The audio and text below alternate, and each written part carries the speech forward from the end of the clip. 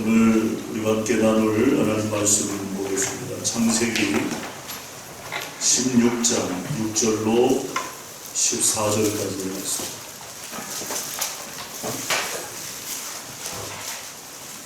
창세기 16장 6절로 14절.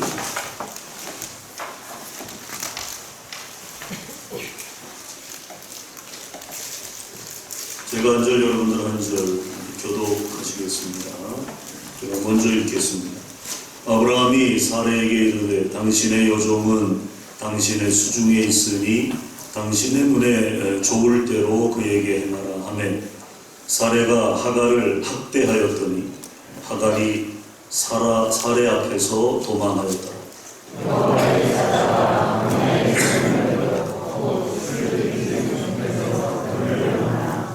이르되 사레의 여종 하갈아, 네가 어디서 왔으며 어디로 가느냐?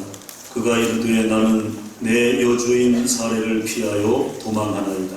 여호와의 사자가 그에게 이르되 내 여주인에게로 돌아가서 그 사레에 도망하라.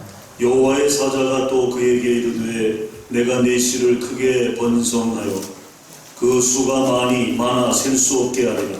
여호와의 사자가 또 그에게 이르되 내가 임신하였은즉 아들을 낳으리니 그 이름을 이스마엘이라 하라.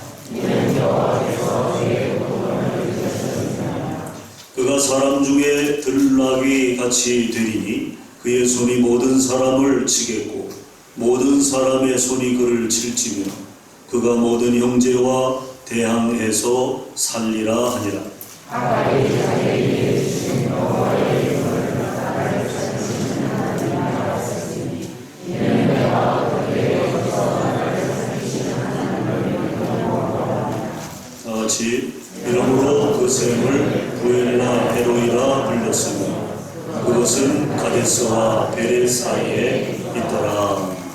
아멘. 여러분 바라기는 여러분의 가정생활이 정말 행복하고 또 사랑이 넘치는 그런 가정생활로 회복될 수 있기를 축원합니다. 또 우리의 믿음 생활도 마찬가지예요.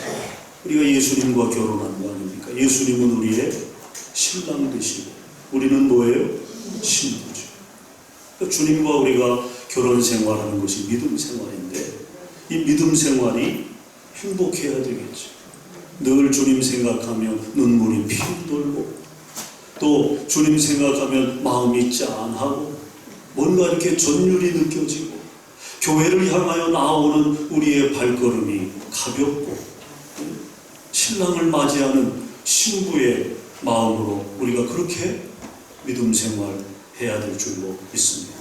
우리 옆 사람과 이렇게 인사하겠습니다. 주님과 사랑하면서 행복하게 삽시다. 그렇게 인사하겠습니다.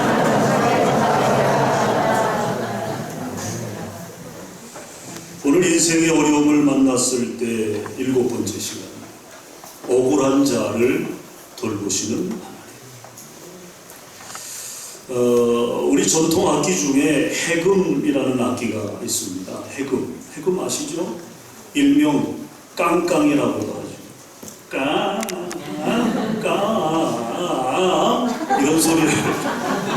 이런 소리를 낸다고 해서 별명이 깡깡이죠. 깡깡. 이 해금은 고려시대에 당나라로부터 들어온 악기라고 합니다. 굉장히 오래된 악기죠. 이 해금은요, 현악기예요. 여기 기타가 있습니다만 저 기타는 6줄 아닙니까? 근데 해금은 몇 줄이에요? 2줄입니다. 2줄. 그래서 바이올린 그 활대를 비슷한 것을 거기다 끼워서 손의 움직임을 따라 강약을 따라 음을 내는 그런 악기입니다. 한국 전통음악의 귀재로 불리는 또 해금 연구가이기도 한 강은일 교수가 있습니다. 강은일 그러면 이름이 남자 같지만 여자 교수입니다. 이 강은일 교수는 해금에 대한 자신의 견해를 아주 재미있게 표현했습니다. 해금의 2줄 중 한 줄은 웃음줄이고 다른 한 줄은 울음줄이다. 두 줄 사이에서 심정을 통하는 소리가 나옵니다. 그래서 해금의 소리를 듣게 되면 막 가슴이, 여러분 어때요? 심금이 막 울려지는 그런 느낌이 나. 어떤 소리가 아주 뭐 이렇게 절절한 그런 느낌을 이렇게 자아내는 그런 소리를 내죠. 여러분, 인생도 마찬가지 아닐까요? 이 웃음줄과 울음줄 사이를 오가면서 깊고 아름다운 노래를 만드는 해금과 같다는 거죠. 때로는 웃음줄에서, 때로는 울음줄에서 우리를 기쁘게도 하고 슬프게도 합니다. 우리는 해금처럼 슬픔과 기쁨, 울음과 웃음이라고 하는 이 두 줄 사이에 인생을 살아간다는 것입니다. 이것이 하나님께서 우리 인생에게 주신 웃음과 울음, 바로 희비의 조화라고 하는 거죠. 해와 달이 조화를 이루듯이, 또 낮과 밤이 조화를 이루듯이, 또 빛과 그림자가 조화를 이루며 공존하듯이, 또 기쁨과 슬픔, 순탄과 역경, 선과 악, 그리고 건강과 아픔을 우리의 인생이라는 무대에 하나님은 펼쳐 놓으셨다는 것입니다. 20세기의 예언자적인 문학가로 명성을 떨쳤던 레바논 출신의 칼릴 지브란이라고 하는 분이 있습니다. 이미 세상을 떠난 분이십니다만은 이 지브란은 눈물의 매력을 이렇게 설명했습니다. 당신의 눈물 앞에 하나님의 선물이 있습니다. 당신의 눈물 앞에 하나님의 선물이 있다. 역설적인 표현입니다만은 우리가 인생에서 눈물을 흘릴 때가 있죠. 어떤 일로 인하여 힘들고 어렵고 고통스럽고 감당하기 어려운 인생의 문제 앞에서 우리가 눈물을 흘릴 때가 있잖아요. 그런데 그 눈물 앞에 뭐가 있다고요? 하나님의 선물이 있다는 것입니다. 그렇습니다.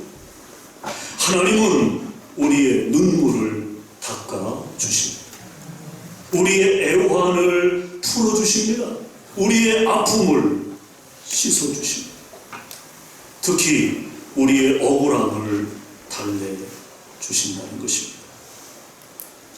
여러분, 저에게 있어 성경을 통해서 위로받는 내용 중에 하나가 바로 이것입니다. 뭡니까? 우리에게는 호소할 대상이 계시다는 거죠. 호소할 대상이 계시다. 하나님께 하소연하고 하나님께 억울함을 토로할 수 있다는 거예요. 여러분, 내가 정말 내 안에 답답함이 있고 뭔가 억울함이 있고 누군가에게 좀 하소연하고 싶은데 그 대상이 없다고 하면 그 사람은, 그 인생은 불행을 맞게 됩니다. 그러나 내가 누군가에게 가서 풀 수 있다면, 내가 누군가에게 가서 하소연할 수 있다면, 내 억울함을 풀어낼 대상이 있다면 그는 살게 되는 거예요. 여러분, 오늘 우리가 읽은 본문의 내용이 바로 그런 이야기입니다. 하갈이라고 하는 여인이 나옵니다. 하갈. 이 하갈은 참 억울하고 한많은 인생을 살았습니다. 이 하갈은 이방 여인이죠. 이집트 여인입니다. 그런데 아브라함에게 팔려갔어요. 그래서 그는 아브라함이 85세 때 후사가 없는 아브라함에게 금쪽 같은 아들, 누굽니까? 이스마엘을 낳아주었습니다. 사실 우리가 아브라함과 관련된 이야기를 읽을 때 갖게 되는 두 가지 의문이 있어요. 기근을 피해 애굽으로 내려가면서 벌어진 해프닝 중에 하갈과 아브라함과의 만남입니다. 도대체 이 두 사람이 어떻게 만났을까? 의문입니다. 그 다음에 또 하나, 아브라함과 함께 애굽으로 내려갈 당시에 그의 아내 사레의 나이가 몇 살이었느냐? 70세가량 됐습니다. 할머니죠. 70세면 아닌가? 말 잘해야 되겠네. 그냥 할머니라고 하죠. 70세. 왜냐면 손주들이 있을 거예요. 할머니죠. 사레의 나이가 70세. 할머니였다는 거예요. 그런데 참 우리가 이해하기 어려운 부분이 어떻게 애굽의 왕인 이 바로가 사레를 보고 천근에 반했을까라고 하는 것입니다. 그 성경 읽으시면서 여러분 궁금하지 않았어요? 의문 같지 않았어요? 참 미스터리입니다. 여러분 궁궐 안에 애굽 안에 젊고 아름다운 여인들이 얼마나 많았을까요? 얼마나 많았을까요? 모든 여인이 다 바로의 여인 아닙니까? 바로의 여인 아닙니까? 마음만 먹으면. 그런데 사레를 첫눈에 반해서 후회를 하잖아요. 참 납득이 되지 않는 부분입니다. 성경에는 기록되어져 있지 않은 내용이지만 당시에 우리가 이집트 문화와 시대적 상황에 근거해보면 그 이유를 어느 정도는 우리가 유추해낼 수 있습니다. 바로 이런 내용입니다. 보통 여러분 파라오는요 10대 후반에 왕이 돼서 40살 정도 되면 죽음을 맞는다고 합니다. 그러니까 젊은 나이에 아니에요. 40이면 뭐 젊은 나이죠. 젊은 나이에 세상을 뜨는 거예요. 일찍 단명하는 데는 이유가 있다는 거죠. 종교, 사회, 정치와 관련해서 나라를 이끌어갈 지도자들, 예를 들어 재판장이나 왕에 대한 규례를 다루고 있는 성경이 바로 신명기 17장인데 거기 신명기 17장 중에 특별히 17절에 보면 이런 말씀이 기록되어 있어요. 나라의 지도자들, 나라를 이끌어갈 지도자들에 대한 규례의 말씀 중에 아내를 많이 두어 그의 마음이 미혹되게 하지 말 것이며 하나님이 주신 하나님의 법이죠. 아내를 많이 두지 말라. 그렇게 말씀하고 있어요. 이쯤 되면 눈치 빠른 분들은 아마 벌써 아실 거예요. 왜 파라오가 40세에 단명을 하는가?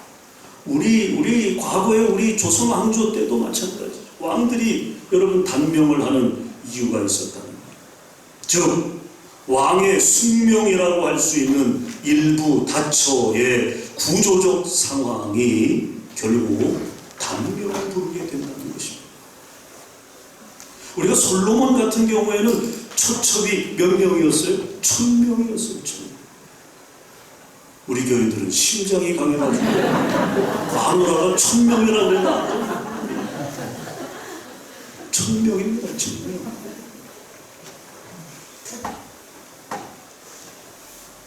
여러분 얼마나 많은 왕비들 또 첩들이 있겠습니까?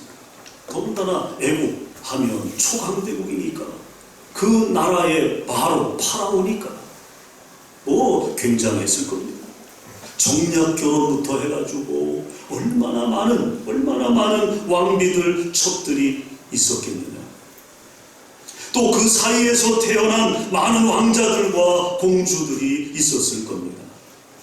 왕비나 첩들은요 육아에 신경 쓸 겨를도 없이 왕으로부터 버림받지 않기 위해서 매일 매시 왕에게 잘 보이고 자신의 침소로 왕을 드리기 위한 처절한 싸움이 그들 안에 있었다는 것입니다. 처절한 싸움, 여인들의 싸움이 있었다는 거죠. 그 사이에서 누가 소외되는 거예요? 자녀들이 소외되는 것입니다. 자녀들은 어머니의 사랑을 받지 못하고 소외된 채 성장하게 되는 거죠. 그래서 파라오들에게 늘 결핍된 것이 하나 있었는데 그것이 바로 모성애였다는 것입니다. 모성애. 보통 10대 후반에서 왕이 되니까 어린 나이 아닙니까? 어린 나이에 왕이 되고 어머니의 사랑을 받지 못하고 자란 그 아이의 한켠에 늘 부족한 것, 늘 결핍된 것, 그것이 모성애였다는 거예요. 그것을 누가 가장 잘 압니까? 바로 그 파라오의 측근들이죠. 측근들. 자신의 주군에게 지금 무엇이 가장 필요한지를 너무나도 잘 아는 겁니다. 그런 차에 누가 나타난 거예요? 사례가 나타나는 거예요. 사례. 결핍된 모성애를 채워줄 만큼의 기품 있는 나이든 여인, 노처녀도 아니고 노처녀. 사라가 나타나는 거예요. 그리고 요즘 아이들 말로 이제 썸이 시작이 된 것입니다. 이 과정을 우리가 이해하게 되면 바로가 왜 70세나 된 사례에게 집착했는지에 대한 궁금증이 어느 정도는 풀리게 될 것입니다. 그러면 이제 하갈의 등장은 뭘까? 자, 어쨌든 아브라함의 실수로 사례는 바로에게로 들어갑니다. 그렇게 자기 아내이지만 누이라고 속인 거 아니에요. 누이라고. 그러니까 누구든지 대쉬하면 아내로 맞이해 갈 수 있는 그런 자유함이 이제 사례에게 주어진 거죠. 그걸 누가 만든 거예요? 아브라함이. 남편은 아브라함이 그렇게 만든 거 아닙니까? 당시 풍습에는요, 아내를 맞이할 때 결혼 지참금을 지불하게 되는데 하갈이 바로 그 품목 중에 하나였다는 것입니다. 바로가 사라를 맞이하면서 누구를 준 거예요? 하갈을 준 거예요. 하갈. 그런데 왕의 지참금은 격이 달랐다는 거죠. 격이. 그래서 통상적으로 보면 이런 경우에 바로가 결혼을 하면서 지참금을 줄 때는 예물 형식으로 그 나라의 애굽의 제사장의 딸이나 공주 중에 선택을 했다는 것입니다. 그래야 왕의 격에 맞을 거 아닙니까? 예? 그러니까 하갈은 어쩌다가 종이 된 거지 사실은 보통 여자가 아니라는 거예요. 보통 여자가. 그러니까 우습게 봐서는 안 되는 거예요. 제사장의 딸 아니면 공주 중에 하나였기 때문에 하갈은 보통 여자가 아니었다라고 하는 것입니다. 그러나 어쨌든 중요한 것은 이제 신분이 바뀐 거죠. 또 아브라함의 집으로 들어오게 되었다는 것입니다.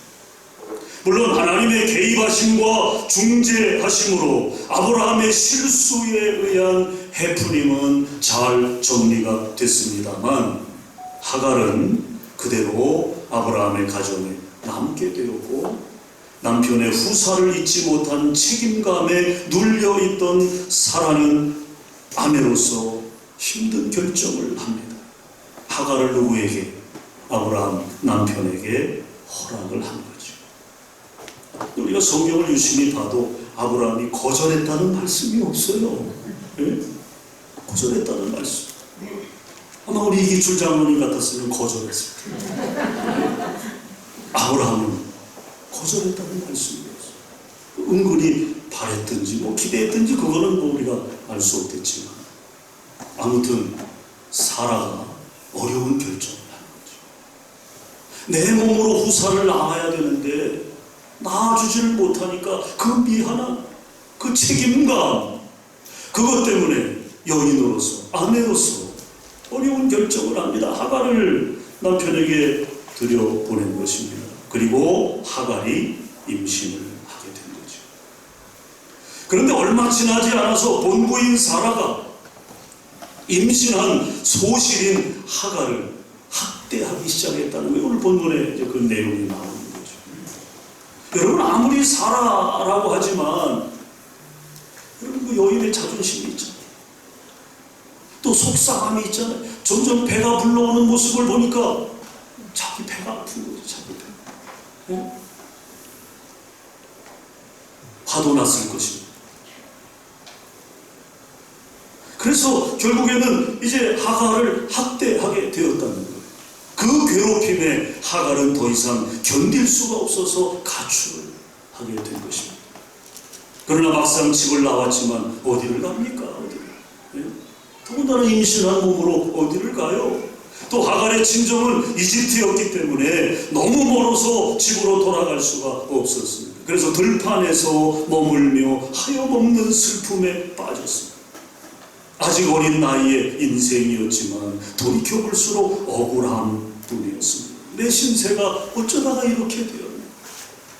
그래도 내가 명망 있는 가문의 집안의 딸인데 내 신분이 이런데 내가 어쩌다 이렇게 됐는가? 억울하지 않겠어요? 입장 바꿔놓고 생각해보면. 그러나 여러분, 중동사회 구조는 이 함무라비 법의 통치를 받았기 때문에 여자에게는 아무런 권리를 주지 않거든요. 여자에게. 요즘 같으면 법으로 어떻게 하든 요즘은 그런 세상 아닙니까? 잘못하면 여자들이 더 무섭잖아요. 그러나 이 당시는 아무리 여자들이 억울해도 도움을 받을 수 없었습니다. 바로 이런 억울한 처지에 있던 하갈을 찾아오신 분이 계셨다. 그게 누굽니까? 하나님. 하나님은 외면하지 않으셨다는 거예요. 여러분 기억하세요. 하나님은 오늘도 나의 아픔과 고통을 외면하지 않으십니다. 나의 억울함을 풀어주신다는 거예요.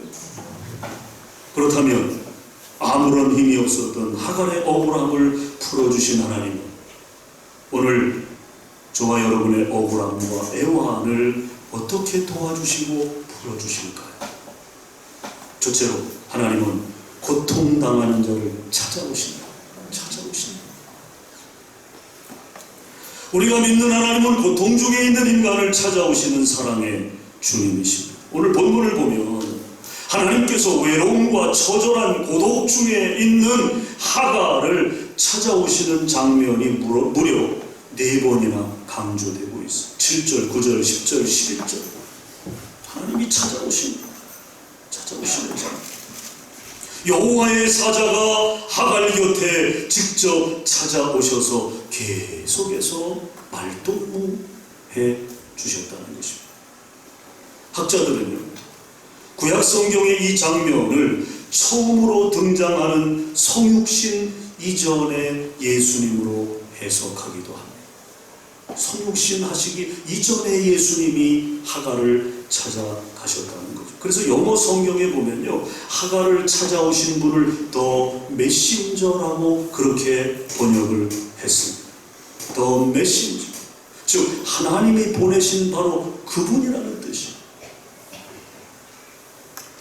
하갈이 억울한 마음의 고통을 견디지 못하고 외롭게 주저앉아 있을 때 사랑의 주님이 찾아오신 것입니다. 그래서 주님은 억울함 속에서 울고 있는 하갈에게 이렇게 위로하십니다. 8절입니다. 우리 8절 다 같이 읽어볼까요? 시작. 이르되 사내 여종 하갈아, 네가 어디서 왔으며 어디로 가느냐? 그가 이르되 나는 내 여주인 사내를 피하여 도망하노라. 사내의 여종 하갈아, 네가 어디서 왔으며 어디로 가느냐? 여러분, 이 말씀의 본질은요, 외롭고 고독한 하갈의 인생길에 주님이 함께 동행하시겠다고 하는 말씀인 것입니다. 사랑하는 여러분, 이것은 온 인류를 향한 주님의 위대한 약속이기도 한 것입니다. 그러므로 오늘도 내 곁에 다가오셔서 나와 동행하시는 예수님을 우리는 믿어야 할 것입니다. 엘리 위젤이라고 하는 유대인 작가가 있습니다. 노벨상을 수상하기도 한 작가입니다. 이 엘리 위젤이 나치 유대인 수용소에 갇혀 있을 때 탈출을 시도하다 붙잡혀 처참하게 죽는 한 유대인 소년의 모습을 봤습니다. 그때 그는 마음 깊은 곳에서 절규가 터져나와 이렇게 외쳤다는 거죠. 하나님 도대체 어디 계세요? 지금 당신은 어디에 계시는 것입니까? 한 소년이 처참하게 탈출을 시도했다가 붙들려와서 죽어가는 그 장면을 바라보면서 엘리 위젤은 그렇게 하나님을 향하여 외쳤다는 거죠. 도대체 어디 계시냐? 뭐 하고 계시느냐? 그때 그에게 이상한 음성이 들려왔답니다. 나는 그 소년과 함께 십자가에 매달려 있지. 지금 주님이 그와 함께 계신다는 거죠. 그 어린 소년과 지금 함께 계신다는 거죠. 엘리 위젤은 나중에 그 음성의 주인공을 깨달았답니다. 그분은 바로 고난 중에 우리와 함께 하시고자 십자가 지신 예수님이셨다는 거죠. 여러분, 그렇습니다. 예수님은 종종 어둠 속에서 가장 잘 보이고, 우리가 가장 깊은 슬픔 속에 있을 때 가장 강력하게 느낄 수 있는 분이라는 겁니다. 오늘도 십자가의 예수님은 고통 중에 있는 나를 찾아와 주십니다.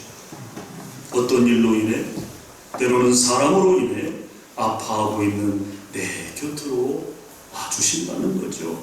오늘도 그 예수님을 만나시기를 주의 이름으로 축원합니다. 두 번째로 하나님은 찾아오시고, 두 번째로 하나님은 고통당하는 자의 부르짖음을 들으신다. 고통당하는 자의 부르짖음을 들으신다. 하나님은 우리의 부르짖음과 애환을 다 듣고 계십니다. 이 땅에서 가냘프게 호소하는 우리들의 작은 신음소리에도 귀를 기울여 들으신다는 거예요. 하갈을 찾아오시는 하나님은 하갈에게 뜻밖의 축복의 선언을 하십니다. 뭡니까? 하갈이 낳는 아들이 앞으로 큰 인물이 될 것이라는 축복. 10절에 하나님께서 그 축복을 선포하셨죠. 그리고는 그 아들의 이름까지 지어주셨어요. 11절입니다. 그 이름하여 이스마엘이라고 지라고 명령하셨어요.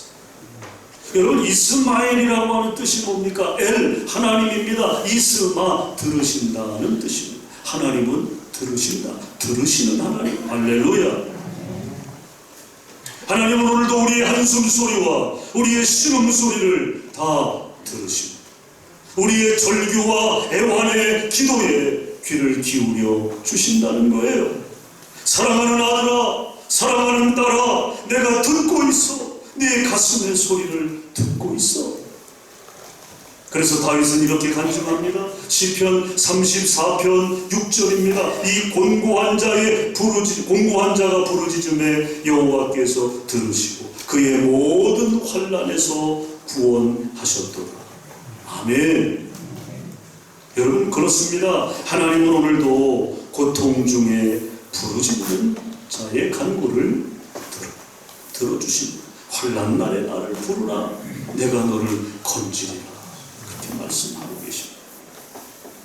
그 다음에 마지막 세 번째로 하나님은 고통당하는 자를 보살펴 주신다는 거예요. 하갈은 황량한 들판에서 너무나 뜻밖의 신비한 체험을 하게 된 것입니다. 자기같이 억울한 인생을 찾아오시는 하나님을 체험했고요, 또 자기같이 억울한 자의 애환을 들어주시는 하나님을 체험했습니다. 그래서 그는 하나님께 감사의 노래를 부르게 됩니다. 그 내용이 13절입니다. 13절. 우리 13절 다 같이 한번 읽겠습니다. 시작.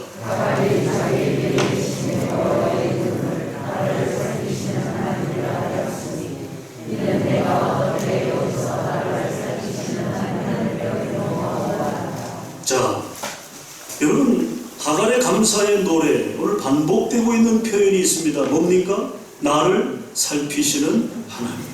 나를 살피시는 하나님. 오늘 하갈이 하나님을 만나고 자신의 부르짖음을 들으신 그 하나님 앞에, 하나님이 나를 살피시는구나. 나를 살피시는 하나님, 그 하나님을 두 번씩이나 찬양하고, 그리고 나서 14절에서 자기가 머무르고 있었던 그 샘물의 이름을 부엘라 헤로이라고 그렇게 명명했어요. 이 부엘라 헤로이라고 하는 말의 뜻은 뭡니까? 나를 보살펴 주시는 살아계신 분의 샘물이라고 하는 뜻입니다. 나를 보살펴 주시는 살아계신 분의 샘물. 사랑하는 여러분, 하나님은 오늘도 힘없고 연약한 자를 보살펴 주십니다. 특히 억울한 자를요, 억울한 자, 사랑으로 보살펴 주십니다. 예레미야 선지자는 이렇게 노래합니다. 에가서 3장 59절에 보면 여호와여 나의 억울함을 보셨사오니 나를 위하여 원통함을 풀어 주옵소서. 요즘 이 코로나19 때문에 경제가 다 무너지지 않았어요? 경제적인 어려움. 그래서 많은 자영업자들이 폐업을 하고 뭐 손님이 와야 영업이 될 거 아닙니까? 너무너무 어렵다는 거죠. 너무너무. 또 그 어려움에 여러 가지 또 부수적인 그런 가중된 어려움들이 겹겹이 오늘 우리 사회를 짓누르고 있습니다. 억울함을 당하는 분들도 많이 있습니다. 그러나 우리는 하나님의 도우심과 개입하심을 믿어야 될 줄로 믿습니다. 하나님의 도우심을 믿어야 한다. 하나님의 개입하심을 믿어야 한다는 것입니다. 여러분, 결코 하나님은 방관자가 아니십니다. 다윗은 사울에게 쫓기면서 억울하게 고생하면서도 이런 확신을 가지고 있었다는 거예요. 시편 11편 4절입니다. 들어보세요. 여호와께서는 그의 성전에 계시고 여호와의 보좌는 하늘에 있으며 그의 눈이 인생을 통촉하시고 그의 안목이 그들을 감찰하시도다. 다윗은 지금 힘들고 어려운 죽음의 위협과 절체절명의 상황 속에서 한 가지 그 다윗의 마음을 굳건히 붙들어주는 확신이 있었는데, 그것이 뭐냐? 하나님은 우리의 인생을 통촉하신다는 거죠. 그의 안목이 그들을 감찰하신다는 것입니다. 보살펴 주신다는 거예요. 하나님이 보살펴 주신다. 하나님은 내 삶의 모든 정황에서 결코 눈을 떼지 않으시고 항상 사랑의 시선으로 주목해 주십니다. 우리가 찬송하잖아요. 뼈아픈 눈물을 흘릴 때와 쓰라린 마음으로 단식할 때, 그때도 주님은 우리와 어떻게 하신다? 함께 하신다. 함께 하신다. 언제나 나를 도와주신다. 할렐루야. 여러분, 입술로만 그렇게 찬양하는 것이 아니라 정말 우리가 마음으로 그 하나님을 바라보고 사모하고 그 하나님을 만나야 되겠죠. 내가 지금 뼈아픈 눈물을 흘리고 있다 할지라도, 쓰라린 마음으로 단식하고 있다 할지라도 주님은 나와 함께 하십니다. 주님은 나와 함께 하십니다. 언제나 주님은 나를 도와주신다. 여러분, 이 확신 가지고 우리가 일어서야죠. 다시금 용기를 내야죠. 여러분, 그렇습니다. 하나님은 힘들고 지친 우리의 삶에, 저와 여러분의 삶에 찾아오십니다. 그 다음에 우리의 애끓는 간구와 부르짖음을 들으실 뿐만 아니라 그 넓은 품에 안아주시고 능력의 손길로 우리를 보살펴 주십니다. 그 위로와 사랑이 여러분 가운데 충만하셔서 어떤 어려움 속에서도 믿음으로 승리하는, 기도로 승리하는 우리 소태교회 모든 성도들 되시기를 주의 이름으로 축원합니다. 축원합니다. 우리 옆 사람 보시면서 믿음으로 승리합시다. 기도로 승리합시다. 기도하겠습니다. 주님 감사합니다. 힘들고 어려운 우리의 인생살이 가운데 하갈을 찾아가 주셨듯이 우리를 찾아오시는 하나님을 만나게 하여 주시옵소서. 우리의 끓는 우리의 심정에 우리의 토론을 들으시고 우리의 부르짖음을 들으시고 또 우리를 보살펴 주시는 하나님의 그 놀라운 사랑과 은혜를 덧입고 하나님 힘들고 어려운 인생살이 속에서도 길 잃지 않고 어둠에 쌓이지 않고 불행을 자초하지 않고 믿음을 끝까지 지켜나갈 수 있는 거룩한 그리스도인 꼿꼿한 믿음의 성도들로 나아가게 하시옵소서. 예수님 이름으로 축복하며 기도합니다. 아멘.